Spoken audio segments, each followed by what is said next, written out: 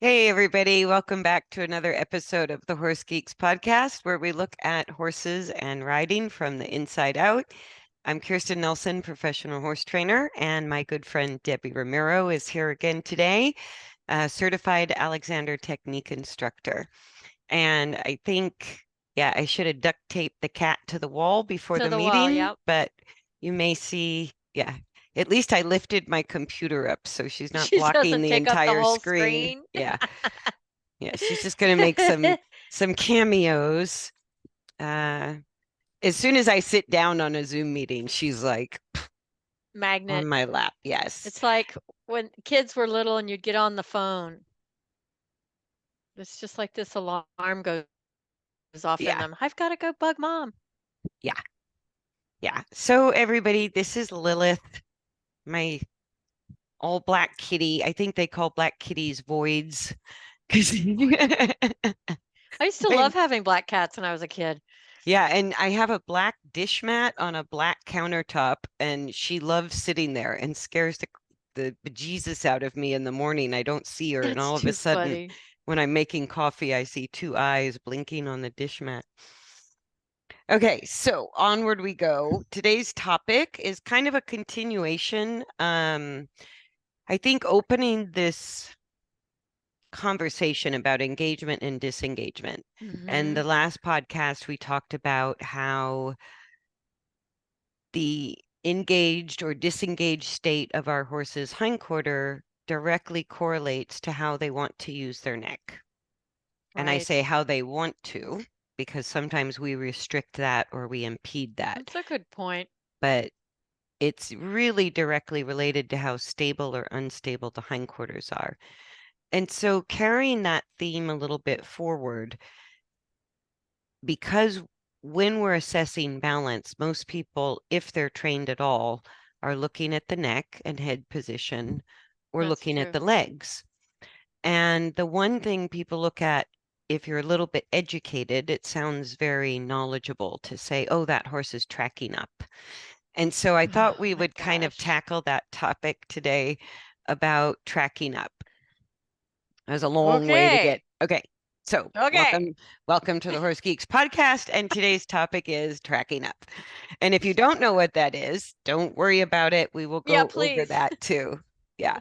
Because I think I never heard of tracking up until I kind of got into dressage circles. Yeah. Yeah. It was when I got into this would be 25 years ago. I started working with a warm blood breeder and going to inspections. And And that was a big thing. that's where Oh, they're tracking up tracking up. entered your Oh, vocabulary. yep. Yeah, I think for me too, because as a jump rider and when I rode Western and did ranch work, I go, nobody I really don't talked about tracking I up. don't remember that. Nope. And then I got it. I think one of the reasons it's taken hold, because in dressage, part of the judging is the quality of movement. And Right. so tracking up, what it means is the horse's hind hoof lands in the print that's left by the front hoof. Right. So the front hoof leaves the ground. There's an imprint on the ground from the front hoof, and tracking up means the hind foot land on the same side, obviously, that the hind leg reaches far enough forward that the hoof lands inside of that hoof print or past it, Or further forward, right? further forward of it. Yeah. Over it. Yeah. Over tracking is the in Over front tracking. of, Oh, but I haven't tracking, heard that in a while. yeah, tracking up means the hind hoof is landing in the hoof print left by the front hoof.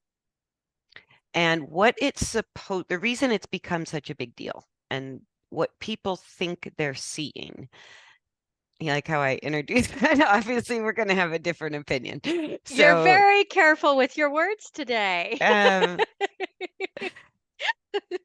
what it's supposed to indicate is that the hind leg, if the hindquarters are engaged which we've talked about now. So if we have pelvic stability, it frees up the mobility in the ball and socket hip joint. And that's what allows the horse's hind legs to swing forward and back.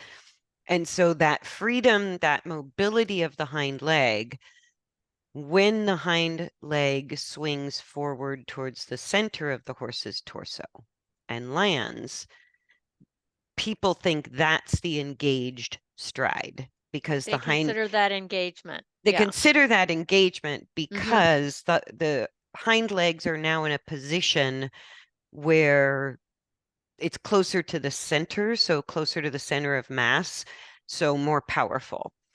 Right. And so one of the indicators visually is supposed to be if your horse is tracking up, stepping into that front hoof print, then you know the hindquarters are quote unquote engaged and that the hind leg is up under where it should be relative to the horse's center of mass.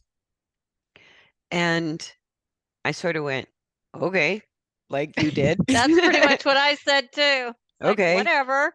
And everybody goes, Never looked okay. at that before. Everybody uses that term and it's rewarded in show circles, like whether you're grading baby warm bloods or Mm-hmm. looking at dressage horse potential or looking at dressage competitions themselves, it's one of those like yardsticks that It everybody kind is. of uses. Good way to put it. Yeah.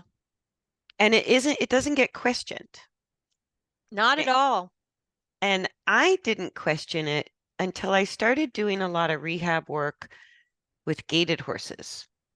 Ah, And that was my first like they're over tracking by a whole hoof print. Like they're definitely swinging the hind legs forward. But I go, they also move like a crazy noodle on fire. And so yeah. I go, Yeah, they don't how look engaged at yeah, all to me when they move. It's chaotic to me.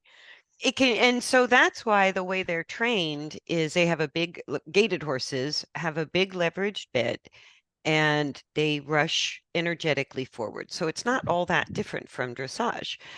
Good The point. difference between warm bloods and gaited horse breeds, is that gaited horse breeds are predominantly hypermobile genetically, which kind of like your friend who can do the splits without a problem, right?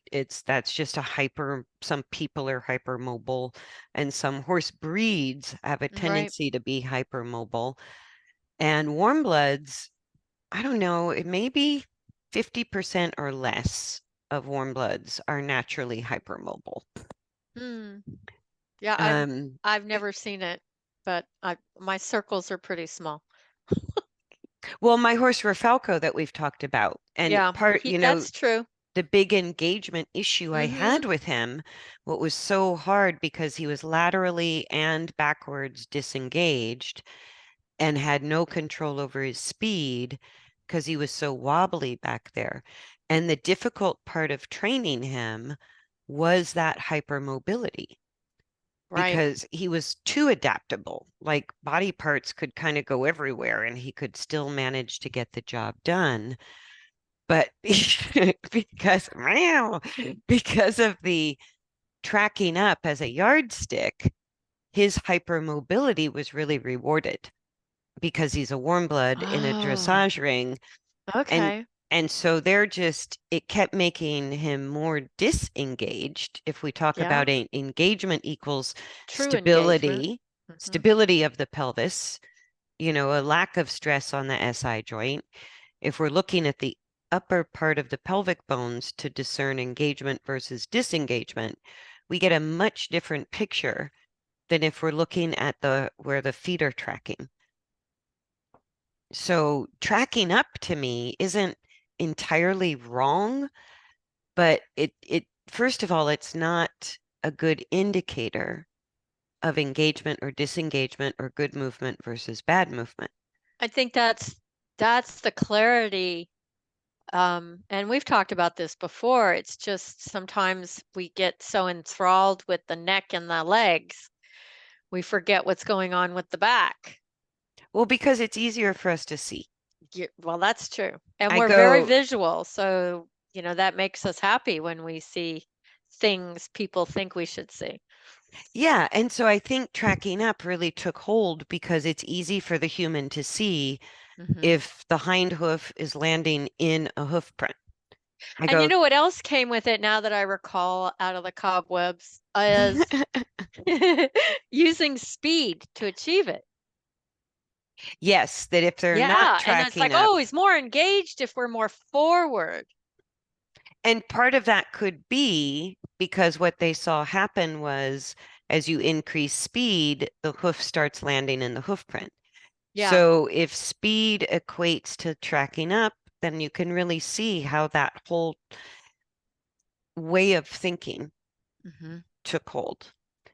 Right. And if you actually take your eye from the feet to the pelvic bones and the low Hmm. back, as you increase speed and it makes the pelvic bones move more. I don't care where the feet are landing, you're disengaging the hindquarter. So a lot of horses, like my hypermobile warm blood, rebuilding the hindquarter engagement, we were having to take baby steps, Yeah. very, very slow, one step at a I time, think that the what you very baby short steps is strides. it. It's not, it's the balance of breaking and pushing, which I don't know if we need to explain that, but it's not, one is not bigger than the other. Equalizing it is part of stabilizing the pelvic bones. Right. Because if you have more one like forward swing of the hind leg versus the backwards phase, if those two phases are kind of unequal, you're going to be putting you're going to be putting a downward force on the SI joint, Yeah, that's a good way to look at it. Hmm.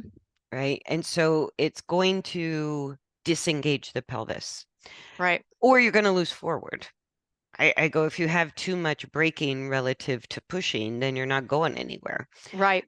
But if the strides are very small, but equal, and most importantly, self-propelled. I'm not having to Right. push the horse every stride. They're just going slow, taking small steps. That's the difference. And because of this association that tracking up always equals good, tracking up somehow means the hindquarters are engaged. And oh, by Hmm. the way, if I make my horse go faster, I see my horse track up. So that means faster equals longer strides, faster equals hind legs underneath the torso more, and faster equals engagement.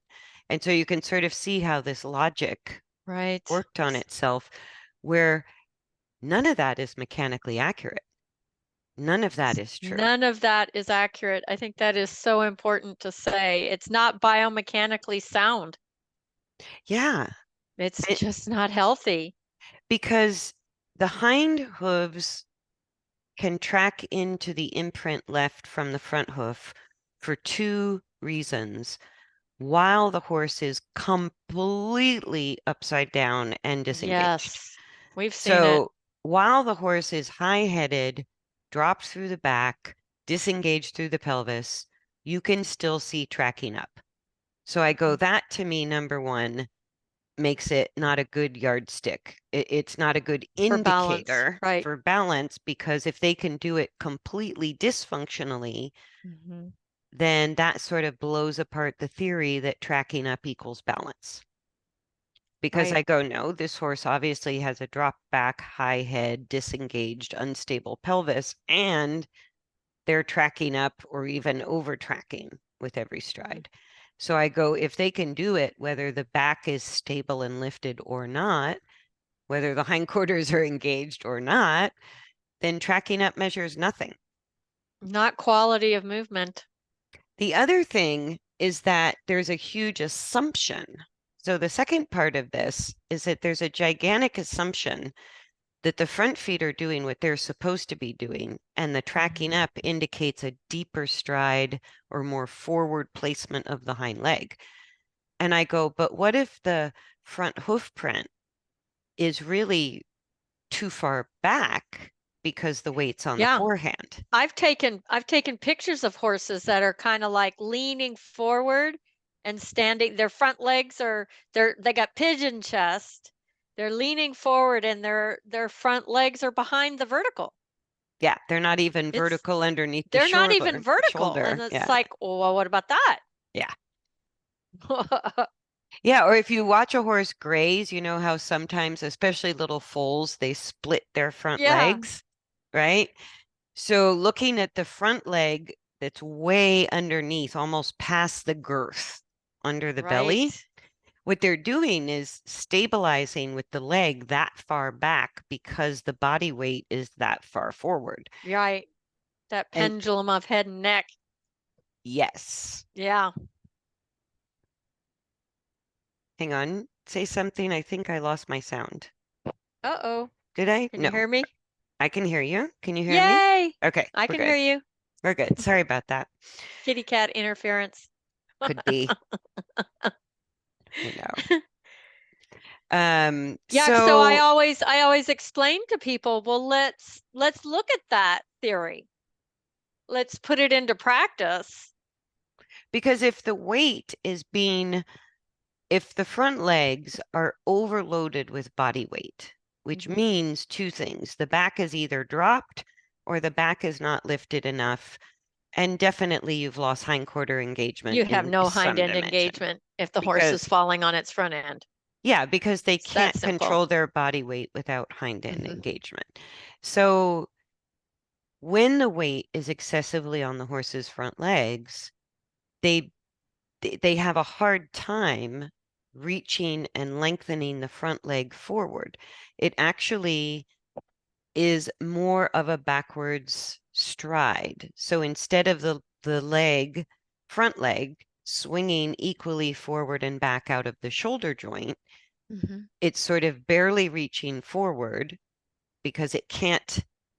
Well, just like us, it's like if we put all our weight on our left foot and somebody says move, you hop, right?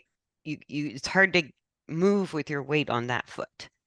And so as the horses shift weight front leg to front leg, that leg spends more time backwards than it does Mhm. reaching forward because of the excess weight.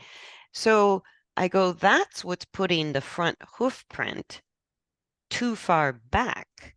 Right. So the shortest little disengaged forward swing of the horse's hind leg, even if that's short and not really engaged, it can still land in the front hoof print. Exactly. Because if the front hoof print, if the leg isn't leaving the ground in time, then that front hoof print's going to be quite far back from where it should be. And then the hind foot easily steps into that footprint, and everybody Mhm. goes, ta-da, my horse is in balance. They're tracking up. We must be good. We're good. And I go, uh, While and while you're pulling on the reins and adding more bit and the horse can't stop. well, or the horse is still having issues with speed adjustments or Right. steering or lateral work because all the weight's on the No forehand. self-engagement, no self-carriage. Yeah. Yeah, all that weight is just falling Mhm. forward and falling forward, and then we're increasing speed. So we're just adding concussion because Good now point. you're lengthening the stride length in general, but you're not really equalizing or altering the phase of forward to backward swing Right. of front and hind legs. And it's such, I just get asked this question all the time because when I start helping a horse stabilize the pelvis, especially dressage horses, I have to Mhm. say, Yeah, because unfortunately. tracking up is like a golden rule of modern Mhm. competitive Well, dressage. didn't we somebody even mention that that language is still used on dressage tests? You know, Not on the test. not on the test. So what I find fascinating about our modern dressage is because I have a student who's been studying to get her Right. judge's certification. And so I got to have a look through a lot of the information regarding what you're looking at, what you're judging, Oh, cool. and the actual tests. And I got to say, I'm on board with everything that's written down and everything Oh, that they're espousing. I go, yeah, I couldn't agree more. But then in the actual sort of live, here's what we're looking at in real life, oh, that's where I go, what? Because that's where tracking up came up. It was okay. actually in the just the vocabulary of the judge. So all the written criteria is really good. Interesting. But then with the It's how they judge, interpret it, maybe. hmm Ah, yes. through their own So eyes. Wow. I did subjective. It's not a, yeah, tracking up is just an interpretation. It's a way that people can say the horse must be engaged if they're not sure what they're looking for or what they're looking at. That can be a written criteria, kind of a written measurable right. thing, right? And I was pretty shocked when my client came back and said, "Oh, yeah, when I ask, why are you grading this movement an 8 and that movement a 6, the reasoning was that horse was really tracking up." It just kept coming up in that the judges, Language, yeah, how they were assessing the assessing it. movement, right? That was one of their assessment criteria, even though it's nowhere in their written, That language is not written it's not in there. that you It's saw just anywhere. not that I saw. I didn't, Right. obviously read the whole thing and I haven't studied it, but Right. in the sort of cliff notes that I saw, there really wasn't anything Wow. about that. And the other thing, even when in the stretchy exercises where they want to see the horse lengthen the neck as you Hmm. loosen the reins, they're looking at where is the nose or the pole or the head relative to the shoulder to know if the horse is stretching enough or too much. And I go, well, isn't that kind of unique to each horse? Like, Yeah. how could you say it has to be at this angle to the shoulder to be correct? Just like I go, well, isn't every horse going to adjust stride length in order to maintain balance, not the other way around? If they maintain Mm. stride length, then if they lose their balance, what do? They lean on the bit, they rush, they refuse to go forward, they lose Hmm. steering. So keeping a stride length over a tempo or over the Mm. balance and stability through the pelvis and the back, I go, that's where we kind of have it backwards, I think. I think you're right. Yeah. And that isn't in the dressage materials, but it is what's coming out of every judge's mouth when Wow. when they were explaining to the people up and coming trying to get their certification as a judge, the rated judges are using those words. Wow. And so when my client went back to her next, like they basically scribe for the Mm. judges and they bring in all these students and it's not a real judged event. It's just like a mock show. And so there's lots of room for Q&A and slowing things down so these judges getting their certification can really develop their eye. And the judges kept saying that to my client. And so she questioned them and just said, well, couldn't tracking up mean that the front legs are so heavy that they're not getting off the ground? And, Oh. you know, the judges, I have to give them a lot of credit.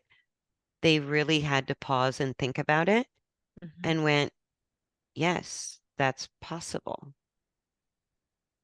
And Mhm. then, they had to maybe point out a different reason they were giving that horse a particular score.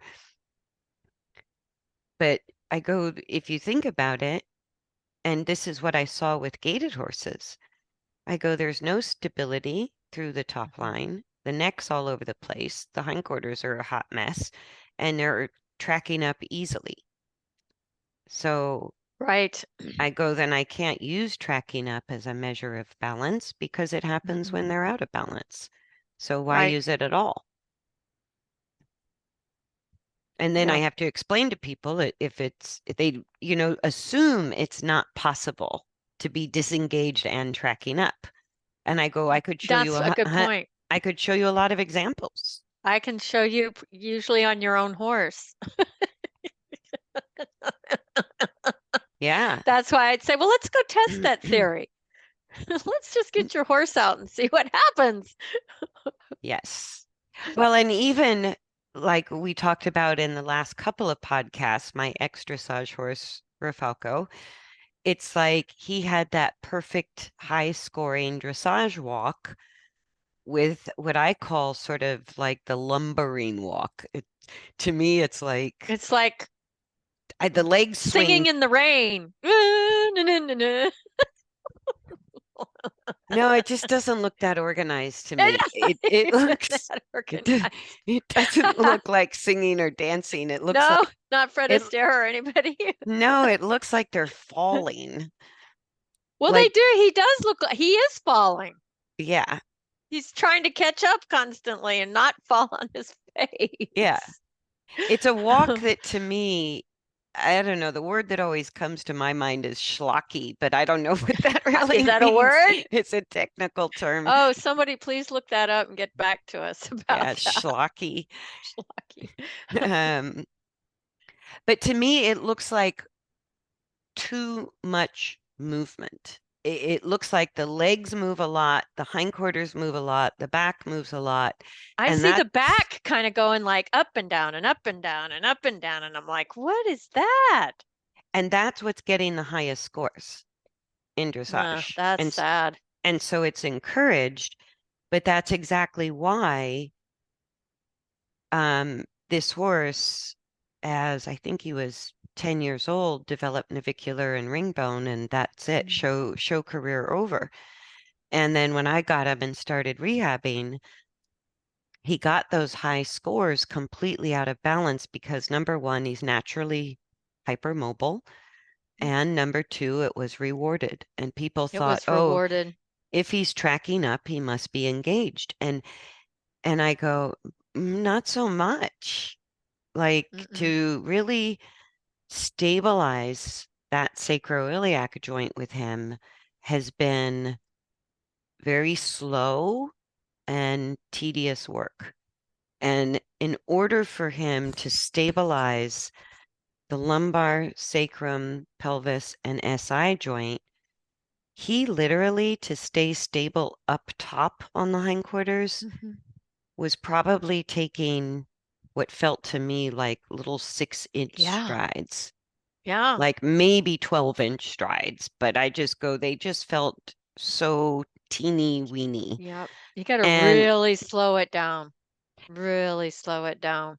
and even getting there, it was like his stride length felt like it was, I don't know, let's say, 2 feet swinging forward, Hmm. and he had no control over his body weight or his speed. And we kind of went from the 2 foot forward swing to, 18 inches to 12 inches. And gradually, as I could reduce the stride length, it kept increasing the stability in the lumbar, sacrum, and pelvis. It kept giving Right. him more pelvic engagement. And if you're really have studied dressage for years, that's like, I just came from the Mars. Like that is the most Well, opposite. everywhere, everywhere. They want like this healthy walk or whatever they want it, whatever the terminology they use, forward walk or whatever. And it's just not balanced. Yeah, they call it like free, a free and Free loose walk. walk. Something. They Well, use, yeah, the free walk is an actual movement like an in extended dressage, walk. Yeah. but the free walk, it doesn't mean that it has to be a long stride. But that's kind of what it's become equated to Yeah, by the way I it's being agree. judged. Um, but it's like longer strides equal better. And if I really push my horse to go faster, I see the stride get Mhm. longer, not realizing that the whole barrel, the spine, and the hindquarters are just more and more visibly moving bone. They're which is destabilized. It's just, that's just it. If we can yeah. see the barrel roll, if we can see the hindquarter tilt and shift around, that's a massive amount of instability Hmm. in the part of the body on the horse that's meant to be very stable, like we talked about last time. Yeah, and then what happens is hocks, stifles, pasterns become the stability, which there's supposed to be mobility. So you start having problems there. It's kind of like the horse I rehabbed almost 2 years ago. I had her write a journal. She got him as a 5-year-old. He was a Grand Prix, became a Grand Prix dressage horse, and she didn't realize it until she wrote it down. She was already doing hock injections at 6 and 7 years old. Mm. Yeah, not uncommon.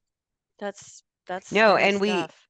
and people justify it by the athletic demand of the sport that like Hmm. that no horse could hold up for it. So of course you have to start injecting. And I go, no, no, no, no, no. Dressage was invented to Hmm. gymnasticize the horse. So Right. how is it that doing dressage is breaking the horse down when it was invented as a program to strengthen your horse for cross country, for going to Yeah, war? that's what I did for all my hunters and show jumpers. That was their day-to-day ride, was the old dressage movements and that to prepare Yeah. for eventing, jumping, hunter. Yes. And I look at a lot of these modern upper level dressage horses and I go, I wouldn't feel safe going over an 18-inch cross rail. Like I just go, they might trip. They might. Yeah. Yeah. And I go, so, I think the cross training is so important. Like if I'm actually building, gymnasticizing a horse to me means agility as well as power. Hmm. And I think the whole problem I have with tracking up is it keeps moving people the direction of more and more and more forward at the expense of all agility. Right. And, I got a chance to work really briefly, like introductory kind of encounter with Leon Harrell, who is a cow cutting Hmm. legend. He did cutting horses. Hmm. And I took one look at all of his horses, all these quarter horses that were so beautifully developed through their hindquarters, through their back. And to work cows requires great agility on the part of the horse. Hmm. And that has really left dressage. I I go, agree. it's something like to do airs above the ground, not like I mean on purpose, like training, not the way your Yeah, horse not offers like them. my life. Um, but the patterns of dressage and that what became the dressage tests as a competition were really training maneuvers to develop the power and agility Hmm. to do airs above the ground. That was sort of where dressage started, or to really prepare your horse to go cross country and stay sound, or be powerful and agile at war, right? Because all of the original, warriors on horseback would sort of gallop through a village with a sword, but they couldn't turn their horse. So you have a Yeah. real advantage. Well, you You know had what? a real advantage in war if you could turn and fight. Like, I mean, I wonder if we need, I haven't, I just thought of this being in Virginia and the Chinkatink, the ponies and everything. Um, taking a look at them, because obviously, you know, what works for them in the wild for survival is kind of important. Being agile. mm. Yeah, Yeah, I because mean, obviously you have to be agile if you're, running away and don't want to be dinner. yeah, Um, I actually kind of compare more Mustangs.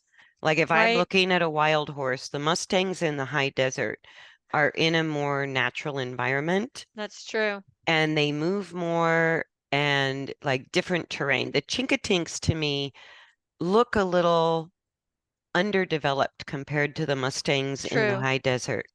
And I just think it's the environment. I do too. Yeah.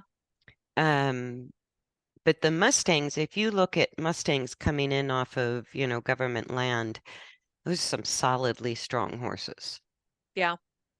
very durable. And we don't always like the way they look because they're kind of big boned and They're kind of rough around the edges. yeah, they look a little bit like the mastiff of horses, right? I like them. I do too. I think they're gorgeous.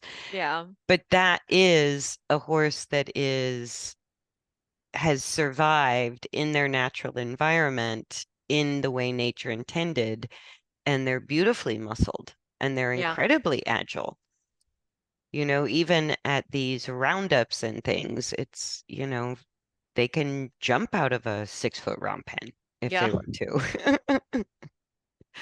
And they're quick. Like you can get Yeah. really seriously injured by the speed at which Mustangs can move. Yeah. And they look kind of clunky like a mastiff, but they're as fast They're as a very Jack well Russell. organized. Yes. And Yeah. that's just because they have to move every day. I think the average is maybe 25 miles a day in search of food and water. And Right. so if we give a horse a 200-acre pasture, but it has a water trough and we have a feeding schedule, it's just not the same. No, They're never going to have to move that much. So, anyways, we kind of took a detour. I want I know. Sorry. to, that's all right. But actually, if you watch Mustangs track, like in nature, a lot of times you'll see a line of Mustangs. They walk in single file, Hmm. and there's a rhythm. There's a steady There rhythm is. to the herd, Hmm. and the stride lengths are not short or long. It's No. just they're There, kind but of, there is that tempo. I like that rhythm and that's that to created. me is balance or engagement. Right. Like the specific tempo that any horse could hold. That's balancing propulsion with control equals Right. tempo. And So it's to not us me, controlling it. It's self-propelled self-carriage, not if they're in balance, yeah, yes. if they're in Yes. balance. If they're not in balance, we're either holding them back or driving them forward because they can't maintain a tempo. Right. But a tempo to me speaks of that engagement, that stability, where the pushing and the resistance to the push are equalized.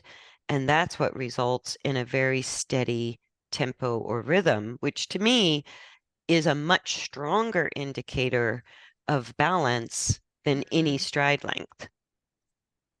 Like I go, in order to keep your balance, just like if we walk uphill and downhill, if we're going uphill and we're listening to music, to keep the tempo, we might have to lengthen our stride length a little to get up the hill in the same tempo. Right. Going down the hill, we might have to shorten our stride length a little in order to keep the same tempo and maintain our balance. And so we can adjust our stride length in order to keep a tempo.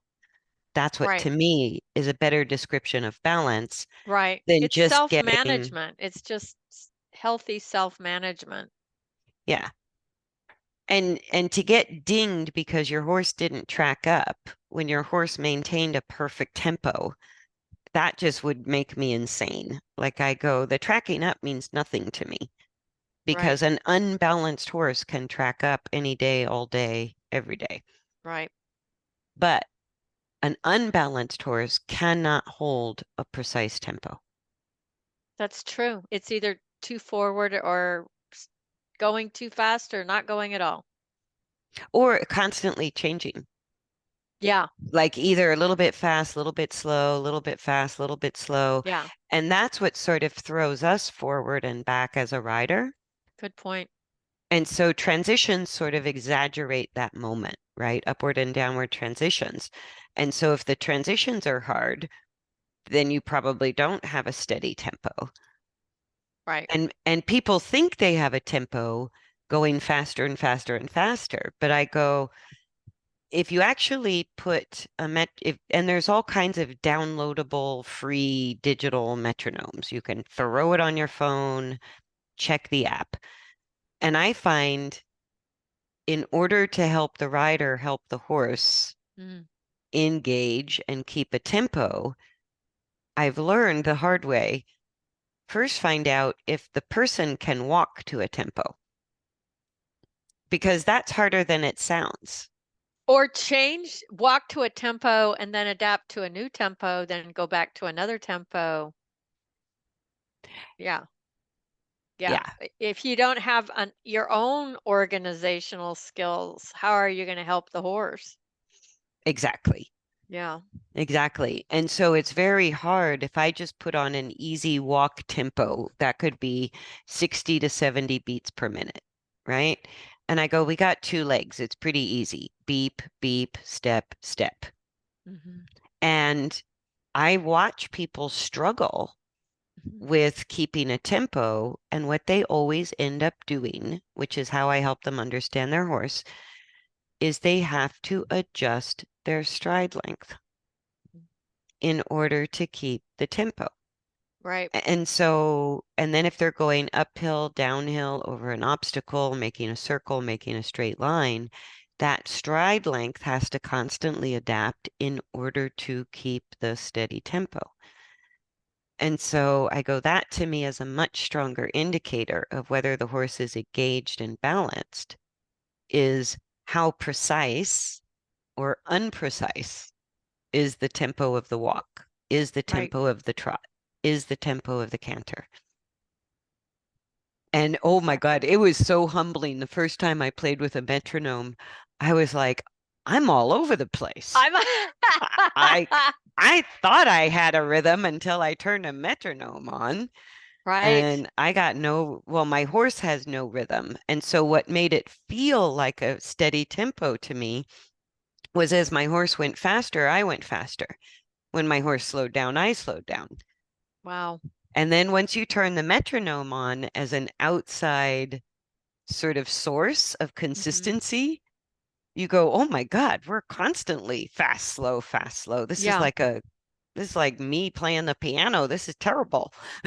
I wouldn't even attempt it. So that to me is of such a more important indicator because you can Hmm. even adjust stride length and keep the same tempo. So in dressage, you could go from your working walk or trot to your collected, to your medium, to your extended, and within the walk, have all those different stride lengths and never lose the tempo. The tempo. Right.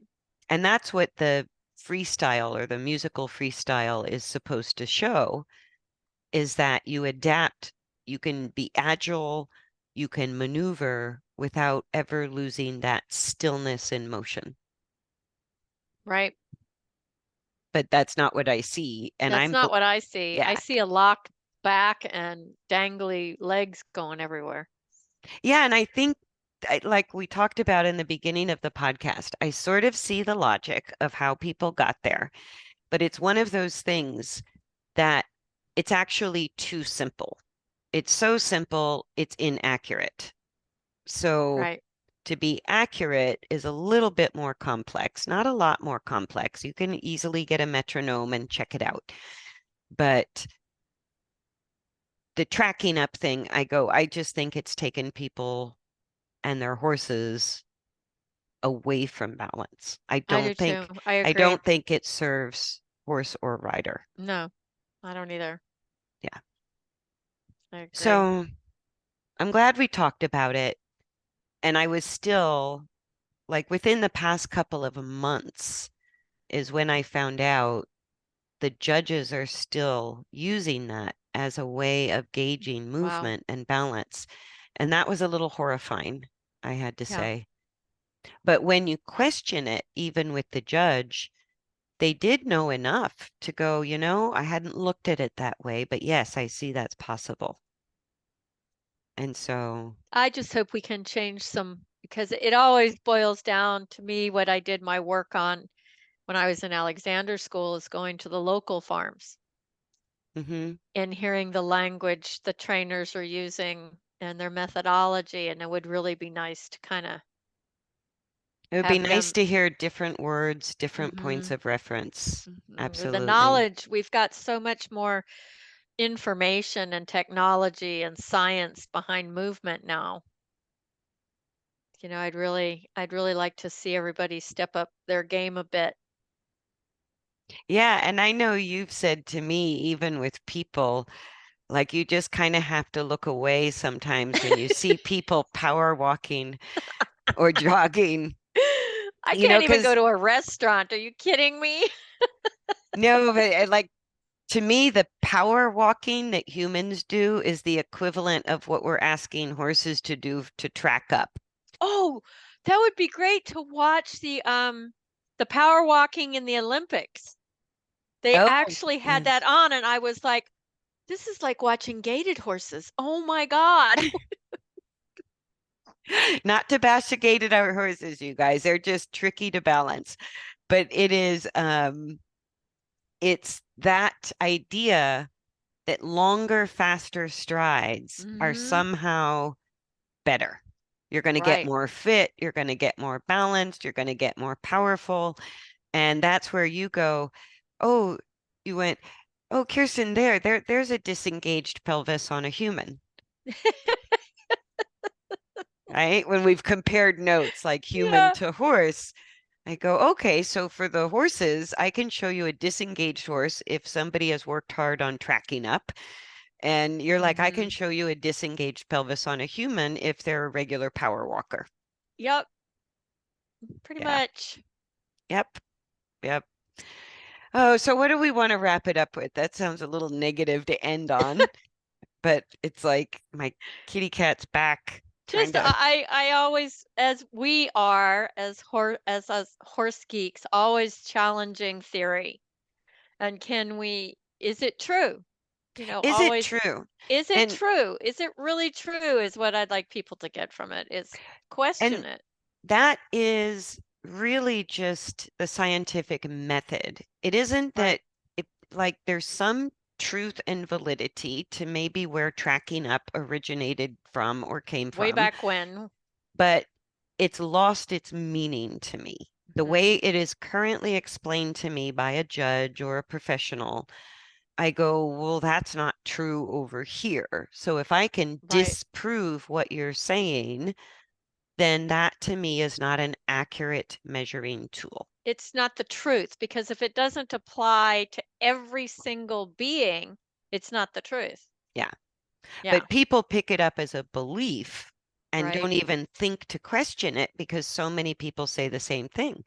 And I go, just Good because point. everybody's saying it doesn't mean it's true or accurate because we're evolving as horse owners and horse researchers and trainers.